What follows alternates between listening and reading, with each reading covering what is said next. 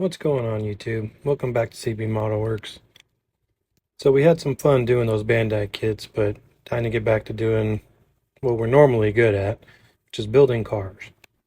Now this one was supposed to be just a quick box stock build, kind of no extras, just wanted to do a Firebird and put it on the shelf. Well, Mr. Murphy decided to drop by, and he didn't just stop by, he hung out for a while. This quick, simple build ended up taking me 3 months with redos on the paint on the body, redos on the interior. Things just didn't work out the way they're supposed to on this one. So this is my inspiration for this build. So I decided to use Tester's Star Spangled Blue, which is a great color, but here's mistake number one, spraying it straight from the can.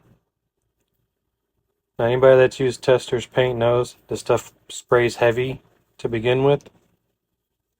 And for some reason, maybe it's me, I don't know, but I seem to have issues spraying this paint straight from the can.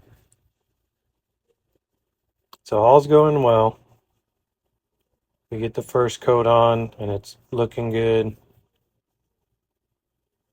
Just, you really got to keep this can moving. If you don't go fast, it pulls up on you. So first coat went no problem.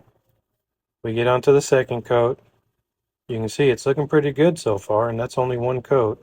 So second coat's going on, and then it's right here where the problems begin.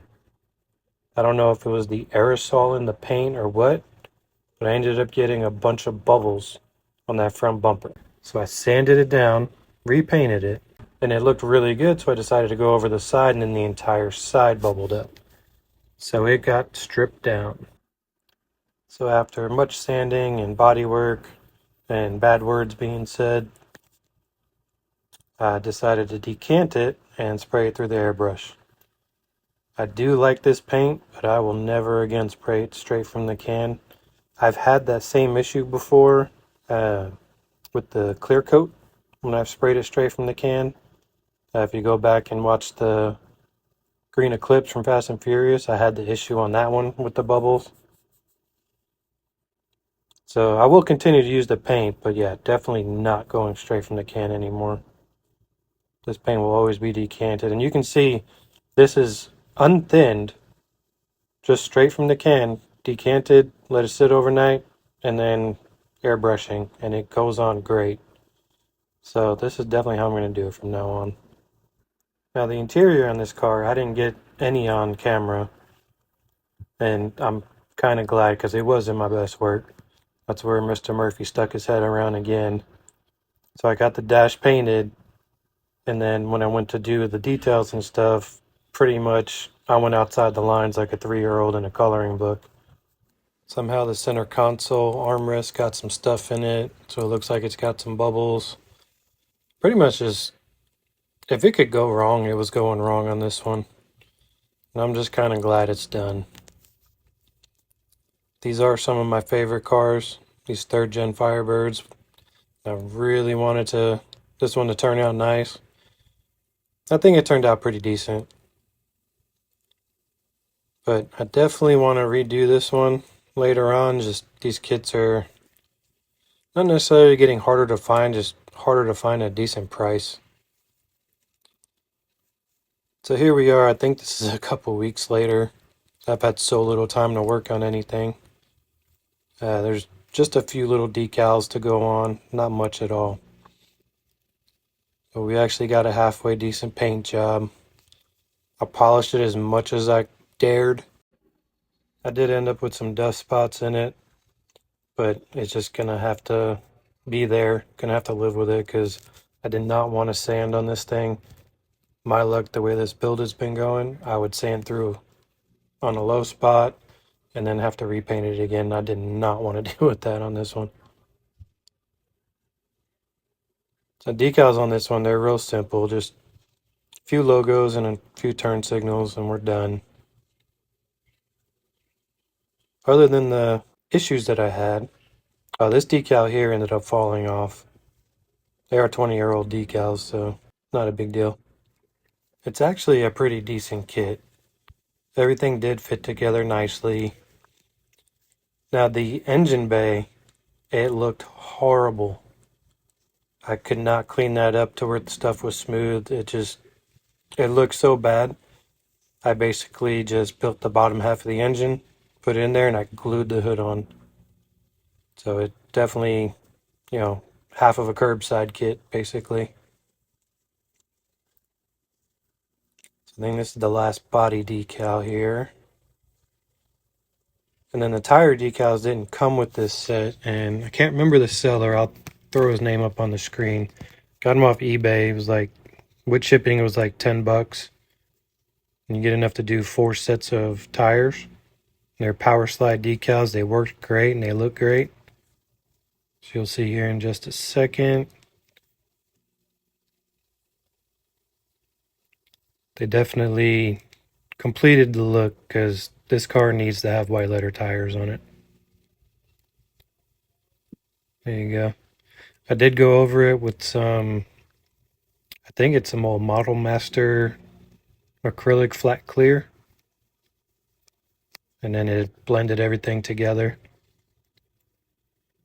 Alright, so I think this is another week or so later. And we're going with the clear coat. Tester's wet look clear. And as you can see, it's decanted. Like I said, I'm not going straight from the can anymore.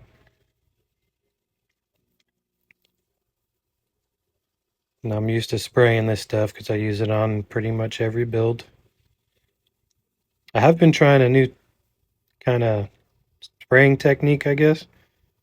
Someone had recommended starting at the top and working my way down the side of the car instead of starting at the bottom and going up like I always did. So I've been trying it out, trying to see if it makes a difference on a model car or not. I know on real cars, I think they start at the top, but trying to see if it makes a difference on a model. But yeah, this part went okay, other than, like I said, the dust in it, but it is what it is. Still looks good on the shelf. I did have another issue that I did not notice until the very end, which I'll show you guys here in a minute. So you can see we got a good finish on it, but you can see those dust spots in there. But for me, that was good enough. I wasn't going to mess with it. I just did a simple polish with the Tamiya fine compound and the finish compound. Didn't even use the Dremel, used a towel. So here we go. We're all done. That tail light was a pain trying to mask off all those lines. That was probably the most difficult part of this. The sanding wasn't difficult. It was frustrating, but that tail light was kind of difficult. But you can see it came out all right. We got a good finish on the wheels. Those white letter tires look good. There's a quick look at the interior. Again, I'm not proud of that interior. Definitely not my best work there, but just kind of looks okay. Again, I would love to get another one of these kits and have another go at it.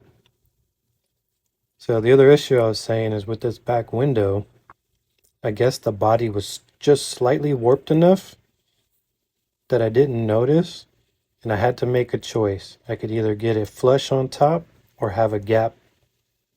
So I went with flush because when it's sitting facing you like it's going to be on the shelf, you don't really see the gap, but you would see if it was sticking up a little bit. So underneath, we kept it pretty simple. Just your basic painting, black suspension, body color underneath. Give everything a nice little wash. And because of the poor fit on the back glass, I did have to trim the mounts for the rear spoiler a little bit to get everything to fit flush. And then that emblem in the middle right there, that's the one that fell off. You can still kind of see because it's got raised details, so you can still kind of see what's there.